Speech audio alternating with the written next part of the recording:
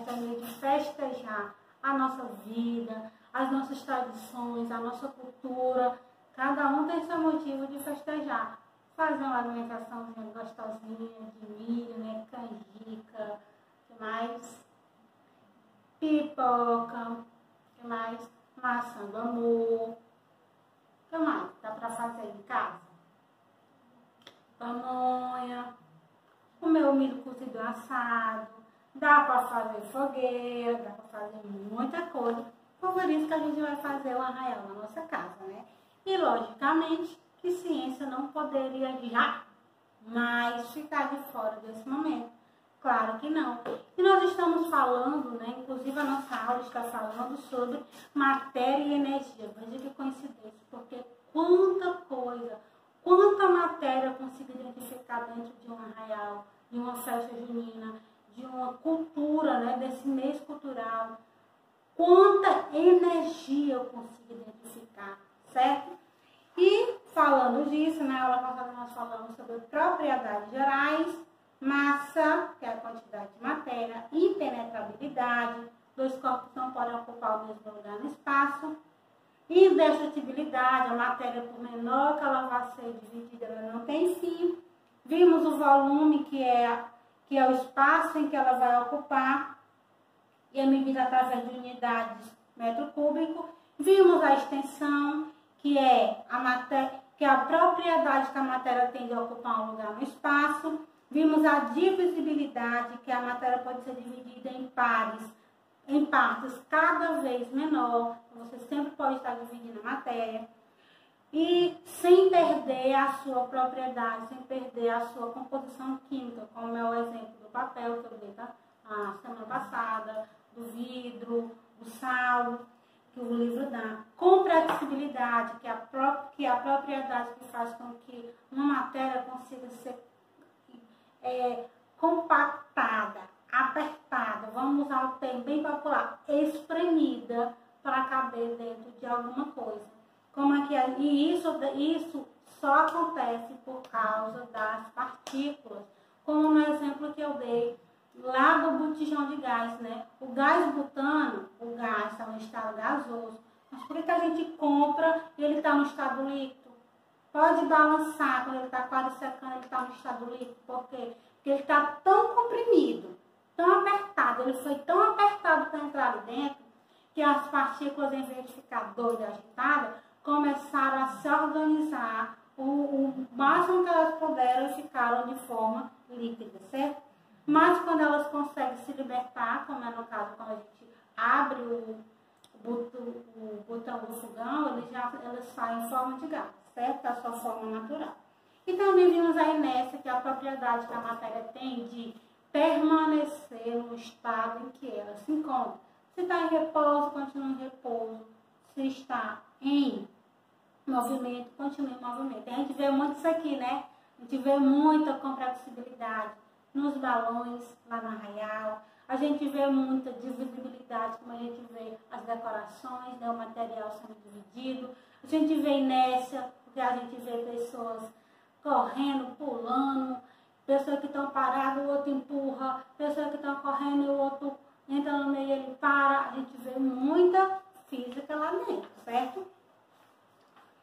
Vimos a elasticidade, que é a propriedade do corpo esticar, mas depois retornar à sua forma original. E hoje nós vamos falar das propriedades funcionais. Que propriedades são essas? Vamos lá na página 122, pegue seu livrinho e vamos acompanhar junto a leitura. São funcionais as propriedades que servem para identificar as matérias através das funções que realizam. Por essas propriedades é possível formar grupos de materiais como, por exemplo, ácido, base, sais e outros. A gente vai entrar numa parte da química muito interessante, porque quando se estuda química é indispensável que a gente entenda essas 4 propriedades aqui. Quem é ácido, quem é base e quem é sais, né? Essas 3 assim, é fundamental. E tem óxido que não é difícil de identificar. Então vamos lá, vamos ver como é. Como a gente viu, são funcionais as propriedades que servem para identificar as matérias através de suas funções que realizam. Por essas propriedades, é possível formar grupos de matérias como ácido, no caso. Quem são ácidos? Ácidos são todas as substâncias formadas de solução ácida. Se a solução é ácida, ele vai para qual grupo? O ácido. O limão é ácido? Ele é ácido, então ele entra em que grupo? No grupo dos ácidos. O vinagre é ácido? É ácido. Ele entra onde? No grupo do ácido. O líquido de bateria, que eu esqueci como é o nome daquele líquido, gente. Não me lembro o nome daquele líquido. Eu só sei que se você partir a pilha ao meio ou amassar ela vai liberar um líquido. Aquele líquido também é ácido. Outra coisa ácida, ácido sulfúrico, usado para limpeza de casa. Tem que ter muito cuidado no manuseio.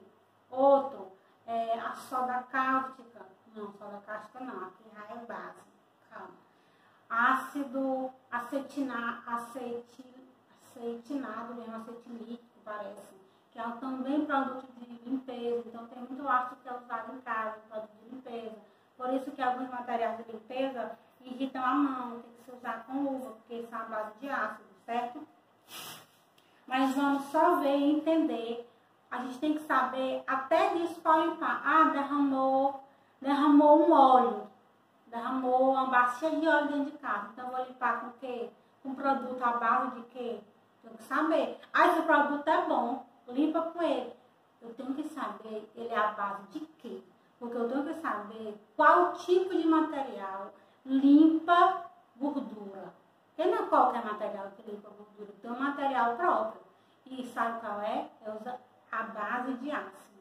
É os que limpam gordura. Que a gente chama de neutralização. Quem neutraliza quem? Ácido neutraliza base. Base neutraliza ácido.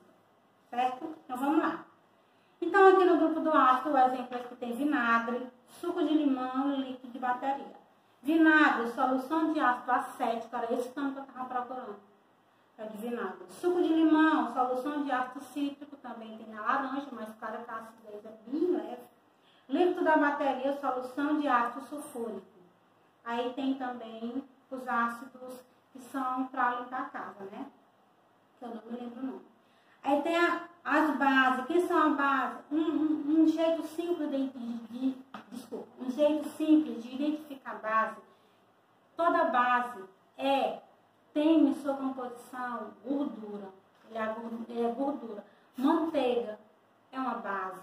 Sabão é uma base. Certo? Gordura é base.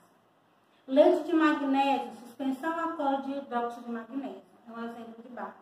Soda cáustica, usada na produção de sabão, é base. Por isso que o sabão é base, porque tem soda cáustica. Desinfetante contém hidróxido de amônio. Amônio também é base. Então, o desinfetante, se ele tem hidróxido de amônio, aí é base. Ah, derramou ácido. Meu Deus, e agora o que a gente vai fazer? O que limpa ácido? Água não limpa ácido. Vamos fazer o quê? Vamos derramar um desinfetante que tenha hidróxido de amônio, certo? Porque se for, não é qualquer desinfetante, ele tem que ter hidróxido de amônio na sua composição, para poder neutralizar o ácido, certo? Depois nós temos quem? Os sais. Quem são os sais? Muito simples. Os sais têm uma característica no sabor, muito simples de identificar. Tal como o ácido. Os ácidos, uma característica do ácido é azedo, mas ninguém vai botar qualquer cor na boca porque for um ácido do pH que dá para te matar, para corroer tua boca, tua língua. A base, ela é gordurosa, mas eu vou botar um sabão na boca, um desinfetante, não vou, né? E sal, ele é salgado, mas não posso botar qualquer sal na boca. Um sal, por exemplo, por mais que ele seja de cozinha, mas que ele esteja dentro de um laboratório, jamais eu vou poder botar ele na minha boca. Por quê? Porque ele está lá tendo contato com outras substâncias. Sal de cozinha, constituição de cloreto de sódio, constituído de cloreto de sódio. O adubo, mistura de sal de fósforo entre o fosfato de cálcio. O bicarbonato de sódio, né, que a gente usou tanto no nosso experimentozinho no sexto ano, que eu dei aula para vocês, foi no sexto ano, a gente fez o vulcãozinho lá, né, usado como antiácido estomacal. Então, veja só, os sais neutralizam ácido. Tá? Por isso que quando a pessoa está com acidez no estômago, se toma, dissolve uma colherzinha de sal de bicarbonato de sódio, né, do salzinho de bicarbonato, e toma, porque ele vai neutralizar, ele vai aliviar a acidez. Depois nós temos os óxidos. Quem é do grupo dos óxidos? Extintor de gelo seco, que é gás carbônico. O cal, que é o óxido de cálcio. Água oxigenada, que é peróxido de hidrogênio, H2O2. Então, os óxidos tem gás e também tem óxido. No final eles têm óxido, né? No caso aqui, óxido de cálcio e peróxido de hidrogênio. Depois nós temos as propriedades específicas. Como são as propriedades específicas? São propriedades que permitem que haja diferenciação entre os corpos, pois dependem da substância de que são feitas, ou seja, são específicas a cada tipo de matéria. Podemos classificá-las em propriedades físicas, químicas, organolépticas. Propriedade física é aquela em que vai mudar a sua composição física, mas não muda a sua composição química. Aí tem as propriedades químicas, que mudam a sua composição química. E as organolépticas, que eu sempre confundo com esse nome. Organolépticas são aquelas que são perceptíveis, a gente consegue perceber pela sua textura, pela sua cor, pelo seu cheiro. Vamos ver cada um, né? Vamos ver hoje a propriedade física. São meios de identificar as substâncias, já que depende apenas da natureza da natureza física, independente de quantidade. Ponto de fusão, ponto de solidificação. Ponto de fusão é a temperatura em que a substância passa da fase sólida para a líquida e sob uma determinada pressão. Passa da sólida para a líquida, né? Aquecendo. Aqueceu uma matéria que está no estado sólido, como o gelo, por exemplo, se ele passa por uma certa temperatura, então ele vai virar líquido. Ferro. Aqui tem até a imagem, né? O ferro sendo fundido. O ferreiro funde o ferro para que possa ser modelado em outro formato. Então ele vai para o fogo, onde ele vai ter alta temperatura, e essa alta temperatura vai transformar o estado do ferro, que estava sólido, para líquido. Ponto de solidificação, que já é o contrário, né? É a temperatura em que uma substância passa da fase líquida para a fase sólida, sob uma determinada pressão. O ferreiro ele faz o quê? Ele molda, depois ele taca na água. Ele botou aqui no fogo. Aí, na água. Isso porque aqui ela amoleceu e aqui ela endureceu na água. Porque a temperatura baixa faz com que ela mude de estado. Por isso que também o gelo, no caso do gelo, que tem uma ponto de solidificação e fusão bem fácil, né? Bem comum e pequeno. Se eu deixar o gelo em temperatura ambiente, ele vai para o seu estado líquido facilmente, né? Porque ele vai resfriar, ele vai alterar a sua temperatura. Observe aqui também no caso da neve. A neve se forma a partir de solidificação da água da chuva. Depois temos o ponto de ebulição, que é a temperatura em que uma substância passa da fase líquida para a gasosa sob uma determinada pressão. Tem uma alteração, uma pressão na molécula. O nome, para falar certíssimo lá na convexibilidade, quando se pega o gás e vai colocar dentro do botijão para virar líquido, é porque ele sofre uma pressão tão grande.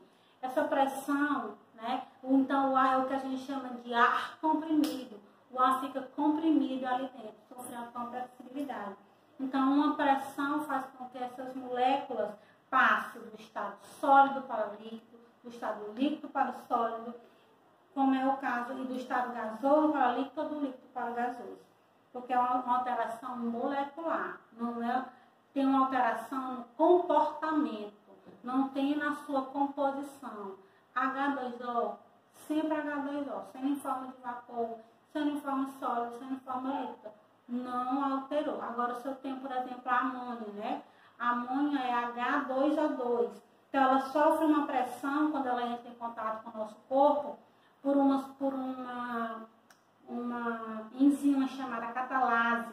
E a catalase, ela faz o que? Ela separa o H2O. Então, lá no H2O2, ela vai tirar um O2 e vai ficar outro O2. Então, o H2 fica para um lado, o O2 fica para o O2, fica para o outro lado. Ela separa os O. Fica um O para um lado e um O para o outro. E ela junta esse outro O lá para o H2. Então, eu tenho água mais o oxigênio. Mais uma molécula de oxigênio. Certo? Então, isso, no caso, foi uma transformação química. Já no caso aqui da água, ele tem uma transformação física, no comportamento molecular, certo? Então, vamos só entender. Vocês aprendem a transformação da matéria, lá, né, sólida, gasosa e líquida. Lá anteriormente, hoje vocês têm que entender que isso mudou por quê? Mudou porque as moléculas mudaram seu comportamento. Líquido não tem um comportamento mais, tô na brisa, né? Até brinquei com você na aula anterior, tô na brisa, né? Um reguezinho ali de boa. Então, quando ela sofre uma pressão, essas moléculas, ou elas vão se comprimir, se apertar, ou elas vão se soltar de vez. Elas vão sair da fase tô na brisa por tolocona ou tostátua, certo? A mesma coisa vai acontecer com os demais. Então, o que faz, qual é o responsável por uma transformação física? Comportamento molecular, alteração molecular. Quem altera a molécula? Temperatura. Bota isso nessa cabecinha linda de vocês. A temperatura é que altera o comportamento molecular, certo? Ponto de ebulição é a temperatura em que uma substância passa da fase líquida para a gasosa sob uma determinada pressão. Ponto de condensação é a temperatura em que uma substância passa da fase gasosa para a líquida sob uma determinada pressão. Ok? Aqui nós temos o calor específico, que também é uma propriedade física. Calor específico é a quantidade de calor necessária para aumentar em 1 grau Celsius a temperatura de 1 grão de determinada substância. Essa quantidade de calor é medida em calorias. E essa propriedade tem extrema relevância para os estudos da calorimetria. Densidade absoluta é a razão entre a massa e o volume de um corpo em determinada condição de temperatura e pressão. Quando misturamos, por exemplo, óleo com água em um recipiente, o conteúdo irá se apresentar como mostra a figura ao lado. O óleo flutua sobre a água, isso porque o óleo é menos denso que a água. Veja só. Lá também nas séries anteriores, tu aprendeu que aqui, por que o óleo não se misturou com a água? Porque é uma mistura heterogênica. Hoje você sabe o que? É uma mistura heterogênica, isso porque o óleo tem a densidade inferior à da água. Lembra daquela brincadeirinha que tem muitos programas? Afunda ou não afunda? Bota uma bicha de água, tu vai botando umas coisas. Afunda ou não afunda? Você pode até brincar disso aí com seu irmãozinho, com sua irmãzinha, com alguém na sua casa. Pode descontrair, certo? Que lindo, manda o vídeo pra mim. E aí você vai observar quem afunda e quem não afunda. Por que afunda? Afunda porque a densidade foi maior do que a da água. Não afunda, ficou submersa, ficou em cima, porque a densidade é menor. O óleo tem a densidade, a gordura, o lipídio tem densidade menor do que a da água, então ele vai flutuar, ele não vai afundar. Misturas heterogênicas estão relacionadas a densidades inferiores, certo? Tem densidade inferior, não se mistura com a água, com o soluto. Então, com o solvente. O soluto que tem densidade menor do que o do solvente não se mistura. Olha que lindo, tu aprendeu que não se mistura porque é heterogênica. Agora tu aprendeu que não se mistura porque o soluto tem densidade inferior à do solvente. Que coisa bonita, né, gente? Estou orgulhosa de vocês. Então, vamos lá, continuando. Como calcular a densidade da substância? Observe o quadro a seguir. D de densidade é igual a M de massa dividido por V, que é o volume, que é o espaço que ele vai ocupar. Massa é a quantidade de matéria. Dividir a quantidade de matéria pelo espaço, pelo volume, né, que ele vai ocupar, terei a densidade. Então, vamos lá, né?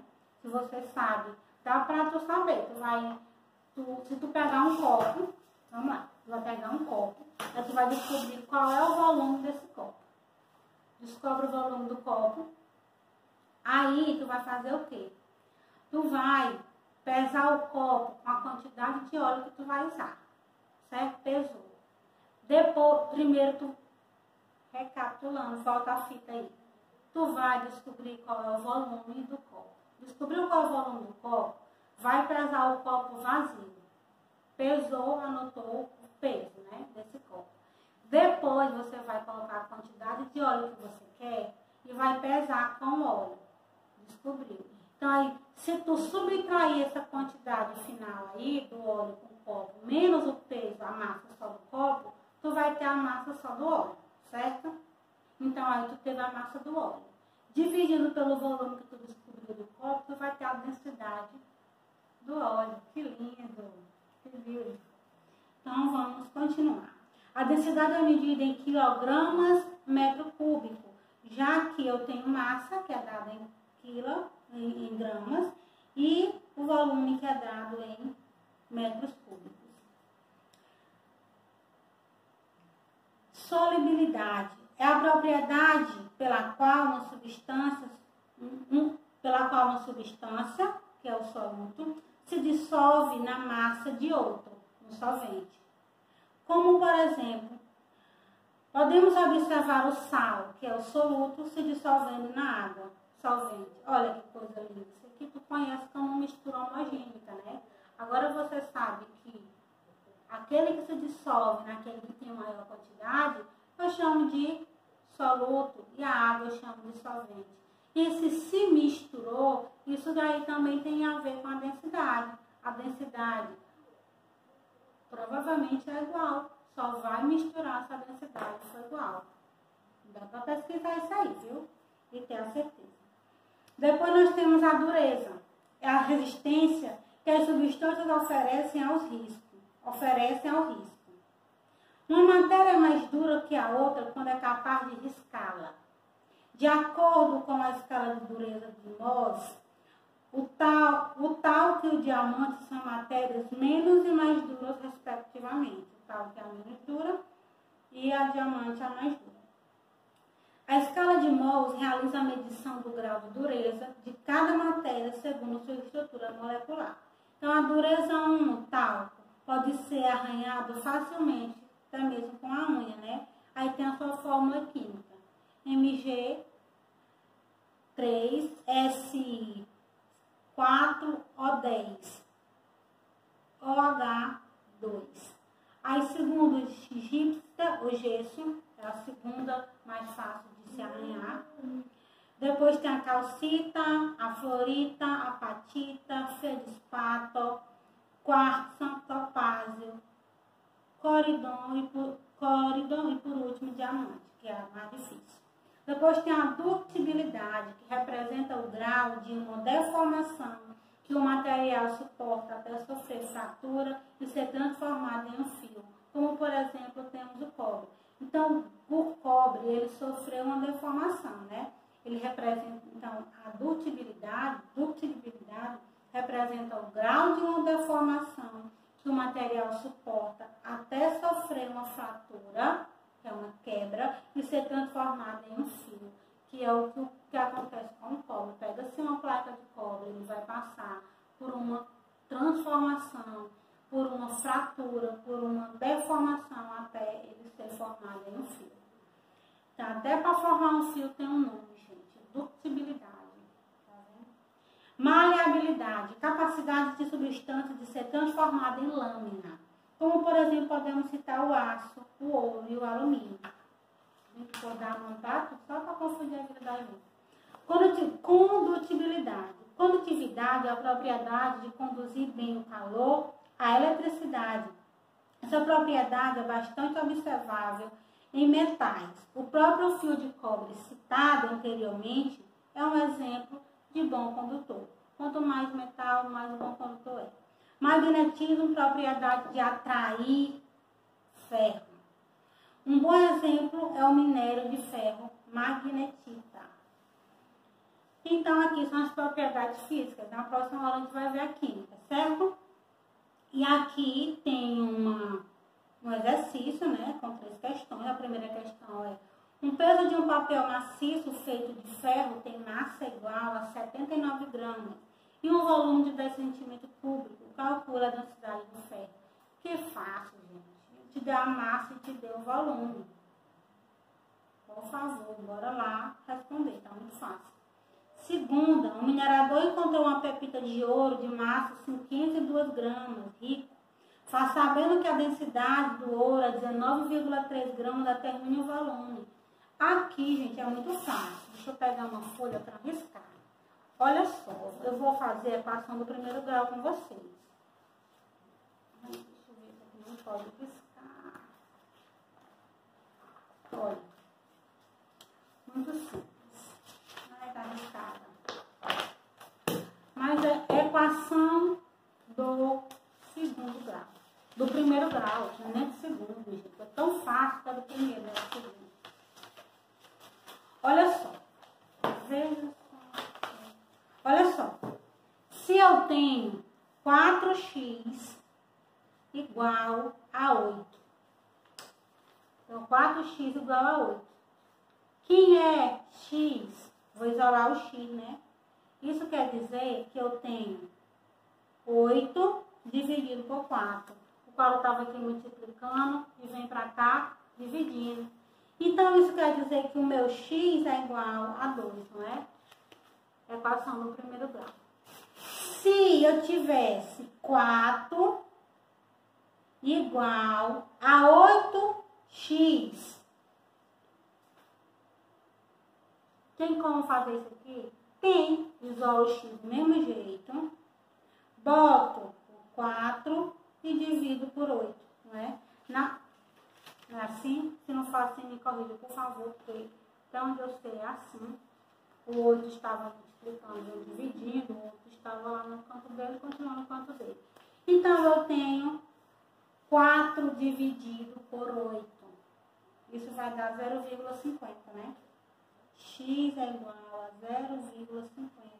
Então, 4 reais dividido para 8 pessoas, aliás, foi centavos. 0,850. Não alterou. Mas vamos ver aqui comigo, no caso aqui da densidade. Eu sei que densidade, ela é igual, se eu tenho igual a massa dividido por volume. A densidade não é assim? Então, é muito fácil. Se eu te digo quem é a massa, vamos dizer que eu tenho um objeto que a massa dele é, vou botar só besteira mesmo, é 18 e o volume dele é 9. Olha, tem massa de 18 gramas e o volume de 9 centímetros cúbicos. Então, não é fácil descobrir quem é a densidade? Densidade é igual a quem? 18 dividido por 9? 2. 2 gramas por centímetro cúbico. Facílimo, né? Mas no caso aqui, o que é que ele fala? Ele disse que ele tem a massa e ele sabe da densidade. Ele tem a massa e a densidade, ele só não tem quem é o volume. Então, eu vou armar aqui e vocês respondem. Então, o que é o seguinte, ó. Observa o seguinte aqui comigo. O que é que tu vai fazer com essa equação? Tu tem que isolar V, porque tu já sabe, lá na questão na segunda, ele me disse que a massa aqui é 2 e a densidade é 19, certo? Tu pode simplesmente fazer direto, que é o que eu prefiro. Eu prefiro ir botando cada um no seu lugar e depois eu isolo quem não tem nada. Mas tu pode fazer logo a equação. Eu vou fazer logo a equação como segunda opção. Eu vou isolar o V. O V não está dividindo aqui, então ele vem para cá como, gente? Multiplicando. Então, o V vai ser igual a quem? O M no M. Esse D vai estar lá como? Multiplicando, vezes densidade. Então, tu pode fazer isso bem aqui, ó. Olha a equação que tu vai usar na segunda.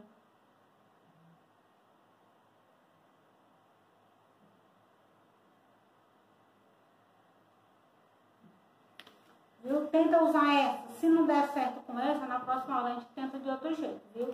Mas desse jeito aqui, eu creio que vai dar certo. Então, Fiquem com Deus e até a próxima aula.